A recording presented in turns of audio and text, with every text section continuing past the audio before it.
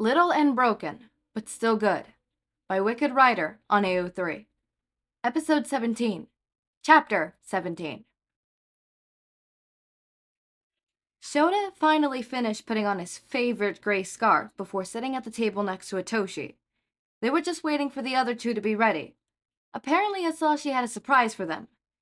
It had been a couple of weeks since that incident where Shouta had asked him to bring Eri home. By the time he finally finished up, it was late, several hours after Eri's bedtime, in fact. Luckily, the hostage situation didn't get too out of hand. The negotiator had been skilled enough to manage a peaceful outcome. When he opened the door, he'd completely expected Hizashi to be upset that he had been left to take care of both kids, but was immediately swept into a bone-crushing hug. He babbled on for a few minutes about how worried he was, how he panicked over every imaginable terrible scenario that entered his mind, worried what would happen to him and the kids if Shouta got hurt. Hearing Hizashi talk about them as if they were a family nearly had Shouta in tears. The overwhelming feeling of belonging that had appeared when Hizashi entered his life was consuming every fiber of his being. Shouta just held him, convinced him to stay the night since it was late, and took him to bed. As they held each other, Shouta whispered tender words against his skin to ease his racing mind. Tears clung to Hisashi's lashes, making his eyes a deeper emerald color. When Shouta entered him, he had to bite his own tongue to stop from confessing all of his feelings right there and then. He knew that Hizashi deserved hearing about his love in a more romantic setting, not in the middle of the night when they were trying to keep their intimacy quiet so as to not wake up anyone else in the house. Instead, he tried to communicate it with his body, making Hizashi tremble at the feeling of being pressed so close together, kissing him until there was nothing left in the world but them. Afterwards, with Hizashi asleep on his chest, Shouta realized he never wanted this feeling to leave, never wanted Hizashi to leave. There was no future that Shouta could imagine that didn't have Hizashi by his side. He'd already been trying to rack his brain for a good time to ask Hizashi to move in with them, but it had been a hectic few weeks, and he hadn't had the chance yet. The bathroom door opened, and Eri rushed out with a huge smile on her face. Her hair was plaited in with 2 braids, with small flowers pinned in throughout. "What do you think, Daddy?" "Looks great." Shouta gave her a smile as she twirled around to show off her hair. Hizashi wasn't too far behind, with just a touch of makeup on that always made him look good. "Are we ready to go?" "Yeah!" Eri shouted, and scrambled to get her jacket, which was on a coat hook that was obviously too high for her to reach. Shouta helped her with it. "Where are we going?" Hitoshi asked, but Hizashi just shrugged with a mischievous smile as he put on his own leather jacket. While Shouta didn't actually know the answer to that question, he did have some ideas. Hizashi was the one to make these plans, coming home the other night and saying that he wanted to take the whole family out, but refused to say where. But thinking at the question he'd been dropping lately, Shouta was thinking they were probably going to be coming home with a cat. Eri had been bugging them almost non-stop about the plans for getting a cat. With everything happening the past few months, Shouta didn't have time to dedicate to find one that would work with the family.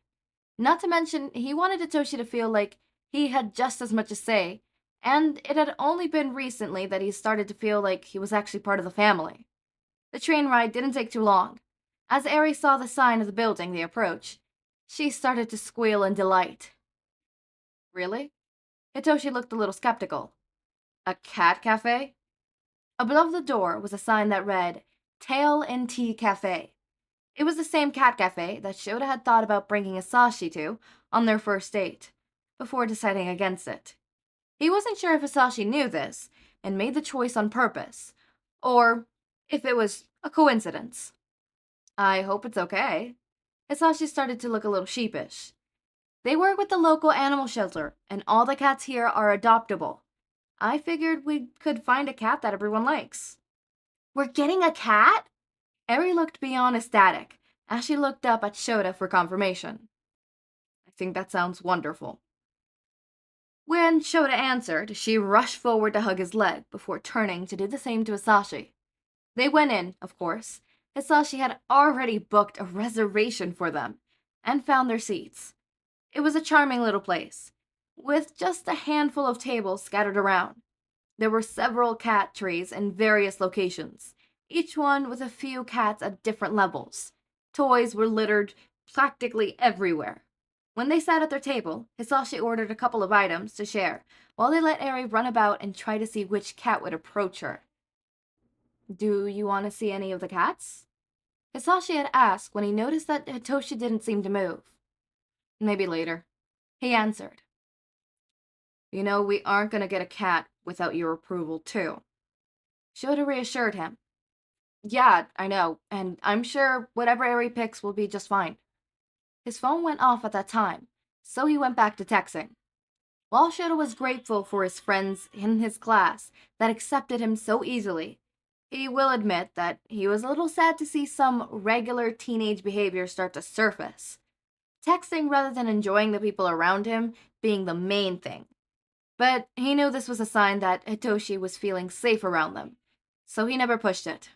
Eri came back trying to hold a large orange cat, who looked like he practically ate more than his fair share of meals here. But she only managed to pick him up by the front arms, his back legs still dangling on the ground, as she slowly made her way to the table. With such a docile temperament, this one could probably make a good addition with such a young child in the house. His name is Tango. The young girl who was serving them dropped an assortment of pastries and a pot of tea. He's a very sweet kitty, but is practically a garbage disposal. Eri took her seat, luckily between Shouta, helping her, and the server helping the cat. Tango stayed firmly in her lap. We're looking for an addition to the family. Perhaps you could recommend which cat may fit best? That's all she asked. Of course. She smiled and turned around, pointing at a calico laying on a cat bed in the windowsill. There is Rocky over there. She gets along with pretty much everyone and sleeps all day. She turned to a white ball of fluff, chasing another cat. Mink over there can be rambunctious. She's always looking to play and absolutely loves kids. And Smudge, she pointed at a tuxedo cat, who was cautiously walking up to the table. He's a good cat, but he could be afraid of loud noises, so as long as it's not too loud at your house, he will be in your lap at any given chance. As if on cue, Smudge jumped into Hisashi's lap and settled in. But honestly, all the cats here are great and would make a good family pet. She gave them a smile and rushed off to continue taking care of the few other people that were in the cafe at this time. They all ate the food that was delivered and shared in the pot of tea, while talking idly. It was hard to try and narrow down which cat would make the best addition to their family. More cats would come up to check them out, a couple trying to snatch food from the table, but none were successful. Although a peculiarly cute ragdoll kitten did drink out of Eri's teacup, and she didn't have the heart to tell them to stop. After a while, it seemed like no one could make a decision on which cat to adopt, and if it were up to Eri, they would probably wind up with the entire cafe. But when the server brought some slices of cake, Hitoshi surprised everyone by asking her a question. Can you tell me about that one? He pointed to the opposite side of the table, where Shouta didn't even realize there was a cat in the shadows watching them. It was a black cat, who looked a little on the younger side, perhaps just under the year mark, and probably still had a little bit of growing to do. But it looked like as if only one yellow eye peered at them from under the empty table. Oh, that's Eraser. She smiled. He usually doesn't come out much. I think the last owners didn't treat him very well. The shelter got him from the vet after they had to remove one of his back legs due to an infection, and he was missing the eye before they got him. However he was treated before made him very distrusting of people, but he's never had a history of violence or anything. Actually, if he likes you, he could be super sweet. One of the other workers used to play with him all the time with the eraser from her pencil, hence the name. Hitoshi reached out a hand, calmly and gently, as to not startle the cat. It took a few moments before anything happened, and Shouta practically held his breath, hoping that Eraser would actually come to him. After a while, he took a few hesitant steps forward, missing a leg did nothing to stop his movements. Sniffing at Hitoshi's hand, he practically pushed forward and pushed up against his hand. Instantly, Hitoshi melted into a smile. He reached down and was able to pick up the cat surprisingly easy. Even the server was a little stunned at how quickly Eraser just accepted him. Shouta looked across the table at Hizashi, who looked like he was on the verge of tears as he watched the scene before them. They gave each other a nod, evidently on the same page. "So, Eri," Hizashi turned to her. "What do you think about bringing Eraser home with us?" "He's so cute," said Eri, almost in awe. "Like a pirate kitty. I love him." "So I'll bring the check," the server spoke up.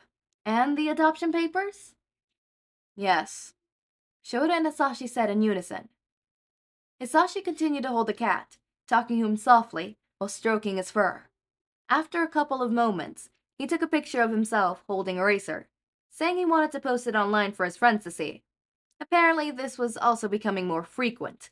While he didn't post on social media too often, Kaminari did.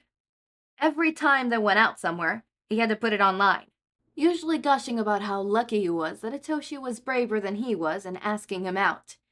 Shouta had seen several of these posts, and he was already mentally preparing a threatening speech that involved stating he knew several police officers who would happily look the other way if he ever broke Hitoshi's heart. They only had been together for about 3 weeks, but Hitoshi looked much happier, especially when he talked about school. It took much longer to complete the paperwork than Shouta had thought it would. He insisted on covering the adoption fees, since Hizashi already paid for the food and time they spent here. When they finally finished, Eraser was loaded onto a cardboard cat carrier, much to his protest, and they were given a few days of cat food as well as a couple basic necessities they needed. It was enough to get them started until they could properly go to the pet store and get the rest of the items they needed. By the time they walked out, it was later than Shouta thought it would have been, but the kids were ecstatic at being able to leave with the newest addition to the family. Hitoshi carried the box, while Hizashi carried the paper bag with the supplies. The mood was light, nearly carefree, as they started to make their way back to the train station. "Bastard!" Shouta's head snapped forward. The last person he expected to see was Nakia, who wore an oversized sweatshirt that looked disabled. His bags under his eyes were more pronounced than they've ever been. "You ruined my son!" Hitoshi clutched the box containing Eraser, soft mellowing coming from inside. "How did you find us?" Hitoshi asked, a nervousness creeping below the surface. Obviously, Nakia knew where Shouta lived, hence why he wasn't surprised when he showed up the first time. But here, where they were out at a place they had never been before, how did he know? "I saw online." There was a slight slur to his words. He probably wasn't entirely intoxicated, but he definitely wasn't sober. "And I decided I wanted to talk to the man who took my son from me." Hitoshi was confused, but Shouta understood. When he posted online about the cafe and adopting the cat, he must have still had his location on. Anyone who saw the post would know where he was. It was unfortunate that he happened to see so soon after it was posted, although he should have never had access to even see the post. He was certain that Hitoshi would have blocked him as soon as Kaminari started posting about the two of them. Maybe he had an alternate account to keep tabs on him or something. "Toshi, can you take Eri back inside?" Shouta gave him a calm smile. "We're going to have a few words, and I'll go get you two when we are finished." With a nod, Hitoshi grabbed Eri's hand and walked back into the cafe. Through the windows, he could see him talk to the server who just helped them adopt Eraser. Hopefully he was going to ask her to call the police already, since their last incident escalated so quickly. "Go home," Shouta stated flatly. "If you want to schedule a visitation, you can call Sojiro. We are done talking." "No!" Nakio's glare was something else. He'd never seen him actually this upset before. In response, Hizashi threaded his fingers into Shota's, squeezing his hand reassuringly. "You stole my kid! You corrupted him!" "I did none of that. I allowed him into my home. hoping that you would eventually figure out how to be a decent parent. You're the one who pushed him away. Nakio shook his head. His own purple hair wasn't styled. Instead, it stuck out in different directions, and for the first time, Shouta could see the resemblance between him and Hitoshi. It's you. That's the only explanation. He was a good kid before he met you. Nakio balled his fists at his sides. He used to listen. Now he doesn't.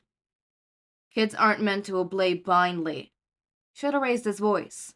It wasn't too often he got upset, but this was really pissing him off. He ended up in far too many homes growing up, demanding his obedience simply because he was a child. At first, he went along with it, since he didn't know anything else. But as he grew up, it wore off more and more. Less people wanted him in their homes because of this. He never wanted Hitoshi to have to go through the same thing, so he never demanded that Hitoshi listen to him simply because he was an adult. Instead, he focused on taking care of him as a person. Over time, that trust was built. He should! Nakio shouted. Hizashi took a step back, but never let go of his hand. Shouta was really resisting the urge to punch him again. It wouldn't help the situation, and he wouldn't do anything that would put Hitoshi at risk of being moved to another foster home. I had to sacrifice so much for him. Nakio scowled, his face red and blotchy, as if trying to hold back tears. Even after he took my wife from me.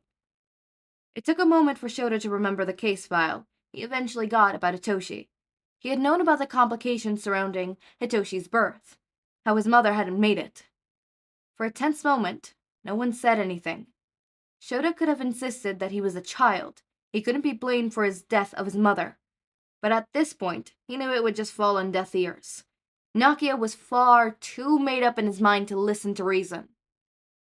It doesn't matter anymore. Nakio steeled himself. Hitoshi's my only family, and I won't let you to continue to ruin him. Show. Hizashi tugged at his hand. It's not worth it. Let's just go. Go home. Get some rest. I'll have Sugio call you later, and we could talk like civilized adults. He folded Hisashi's pull, walking back towards the cafe, never once letting go of his hand.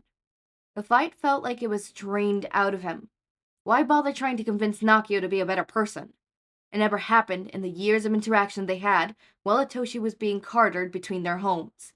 He couldn't expect it to happen now. As much as he loved Hitoshi and wanted him as part of his family, somewhere in the back of his mind, he thought if Nakio finally snapped out of this, they could be there for each other as a family. That they could help each other in their own grief about losing someone so important to both of them. But it didn't look like that would ever happen. There was a shout of anger from behind them. Shouta ignored him. If Nakio wanted to throw a fit like a child, he could. Shouta was done. Out of the corner of his eye, he could see Hizashi turn to look back. Then everything blurred together in the next few seconds. With no warning, Hizashi practically tackled Shouta, bag tumbling to the ground, as they both fell shortly after. He could see Hizashi gripping his arm, nearly at the shoulder, with a look of pain. It took his brain a couple of seconds to process the cut of his jacket, peering out from underneath his fingers. A fire burned in his veins. Nakio stood over them, knife in hand. He was completely disgusted with how this man chose to act. After everything that had happened, Shouta had always been forgiving. But not this time. Not with threatening violence against his family. Shouta leaped to his feet, using the momentum to swing at Nakio. Since he was expecting a fight this time around, he was prepared for it. He managed to dodge while trying to swipe at Shouta again with the blade. It sliced through the air, barely managing to not cut him in the process. They stood facing each other, trying to figure out the next step. Nakio moved first, rushing at Shouta with the knife steady. It was almost a dance as Nakio continued to swipe, inching forward with each step. But Shouta knew how to defend himself, easily giving up ground in order to keep himself out of range of the weapon. While dodging, he took the time to assess the situation. It was obvious that Nakio didn't actually know how to fight, instead just threw his weight around until he could overpower his opponent. All he needed was an opening in order to get the weapon out of his hand. Then, he could subdue him. Hopefully Hitoshi did have someone call the police already. If not, then someone on the street had to have. Either way, Shouta needed to concentrate on stopping him. Then, he could worry about what to do afterwards. In an instant, Shouta stopped retreating. He ducked under the blade as Nakio tried to strike at him, and used all the force behind him to punch in the stomach. Nakio stumbled back, pain evident on his face. But he surprised Shouta by lashing out with the blade, even while trying to move away from him. He could feel the cold steel of the knife against his face. Luckily, he didn't think he'd hit anywhere vital, but the wet, warm running down his cheeks indicated he was bleeding. "Leave him alone!" Hizashi yelled. Neither were expecting him to hurtle himself at Nakio. Hizashi crowded him against the side of the building, using his shoulder to pin him in place. Shouta had never seen him this pissed off before. In fact, he thought it was impossible for Hizashi to even get angry, but he gritted his teeth as he pushed Nakio against the building, trying to wrench the knife from his grip. All it took was Nakio to turn the knife in his hand to point down, and Shouta saw red. From this angle, if he managed to bring the knife down, it could hit somewhere fatal. There was no way he could ever let harm befall Hizashi. It was already bad enough seeing the cut earlier. Grabbing a scarf, Shouta used as much force as he could to loop it around Nakio's wrist. He grabbed the scarf and slammed his arm against the building, knife clattering to the floor. It seemed like there was an unspoken conversation between Hizashi and himself, because in the next moment, he ducked out of Shota's way. Using his entire strength, he pulled the scarf, making Nakio lose balance and fall forward. In the tumble, Shouta moved the opposite direction, pulling his arm behind his back as Nakio landed face first onto the concrete. Quickly, he grabbed the other's hand before Nakio realized what was going on. He used the scarf to tie both hands, as Shouta sat on his legs, making it nearly impossible for him to get up. He struggled for a while, but when the situation dangled on him, Nakio stopped moving. "I tried to give you the benefit of the doubt for so many years, but you've gone too far." Even Shouta was surprised at how calm he felt at that moment.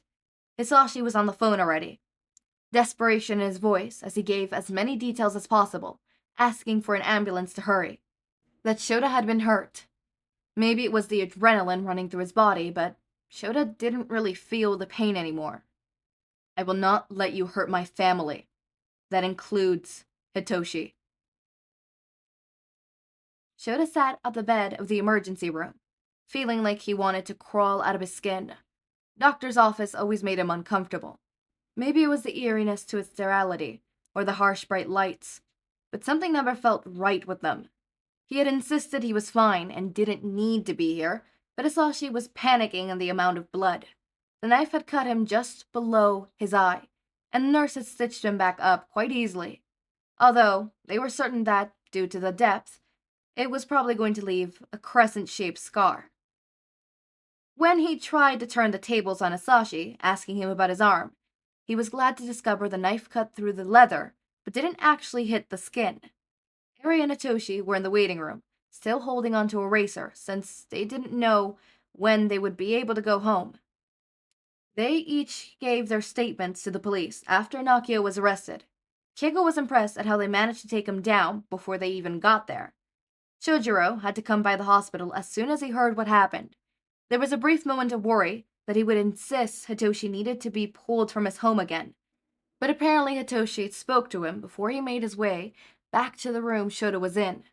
Whatever he had said made Seijiro agree that Hitoshi should stay with Shouta. Now they were just waiting for the doctors to give him the all-clear so they could go home. I was so worried. Hizashi broke the silence from the chair in the corner.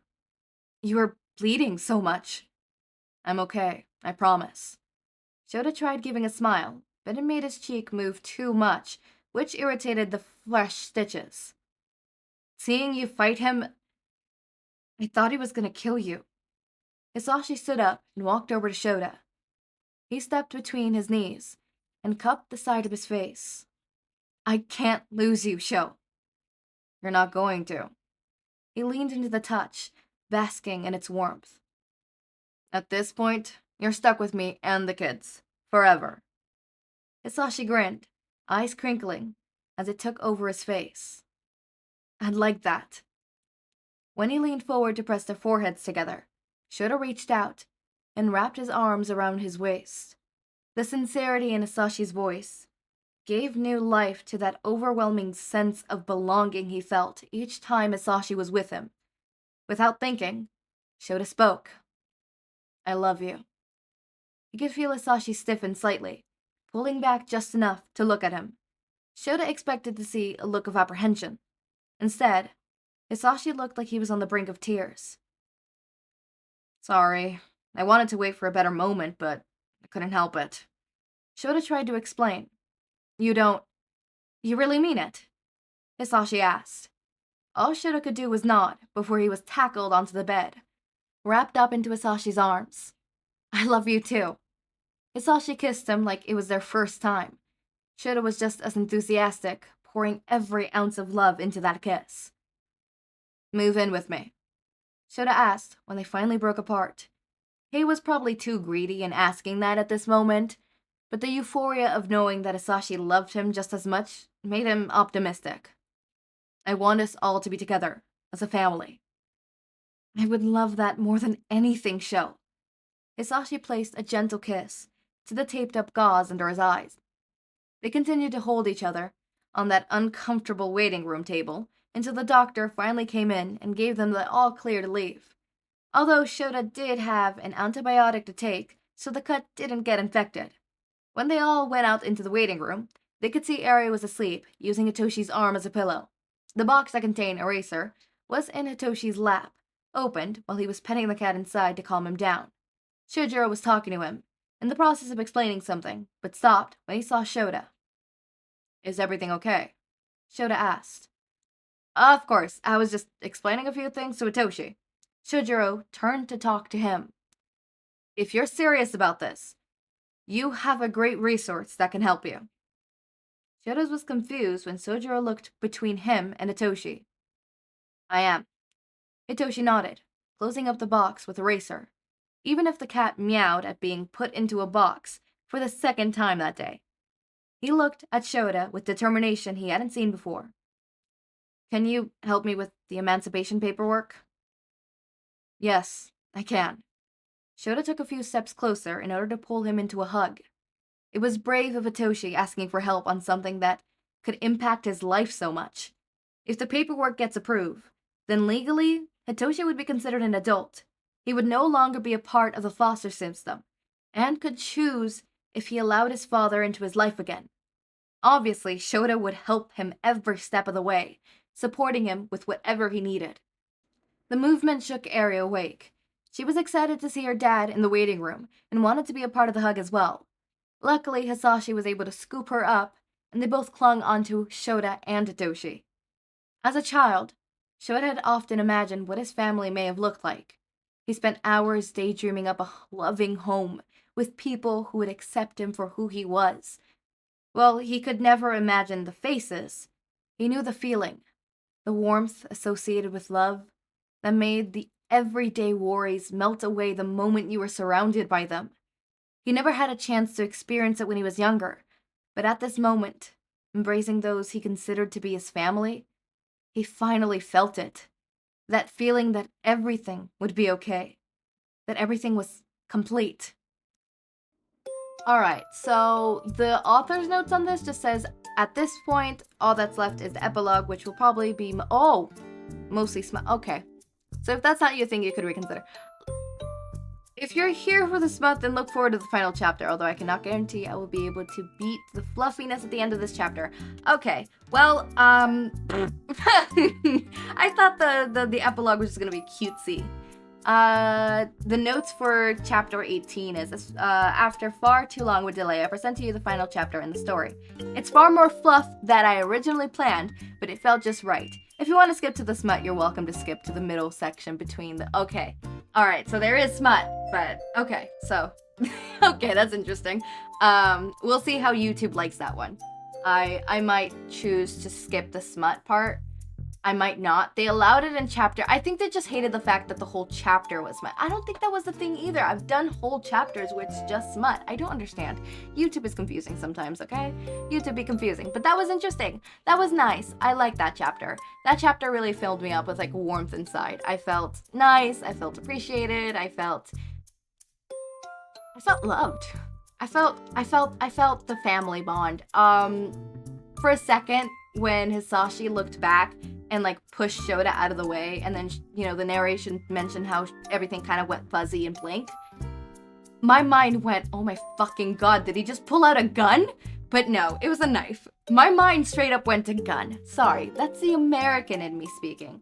I keep forgetting that it's in there. American, go back inside your home. Stop thinking about guns and warfare. But no, my mind straight up went to gun. I was like, oh no, someone's gonna get shot. It's gonna be horrible. But no, it was a knife. Still bad. Once it was revealed that it was a knife, I'm like, oh great. Someone's gonna get stabbed. Someone's gonna get stabbed. Luckily, it was nothing that bad. I do like the little tribute to the fact that Shouta now has his little scar. I love that. I also love that they got a cat named Eraser. That was so cute. I love that. Oh my god. I'm shaking. I'm smiling. I'm smiling. I'm shaking. I'm shaking. It was so cute. It was so cute. I'm sorry. It was just so cute. It was adorable. This chapter was overall nice and sweet. And apparently the next one's also going to be nice and sweet with a little bit of spiciness inside, but I'm looking forward to that. I hope you guys are, because I definitely am. And I can't wait. I can't wait. As always, my raindrops, make sure to eat, sleep, drink water, take your meds. Have a wonderful day or night. Link to my Discord server and socials are down in the description. Subscribe to see more of my content, and thank you so much for watching.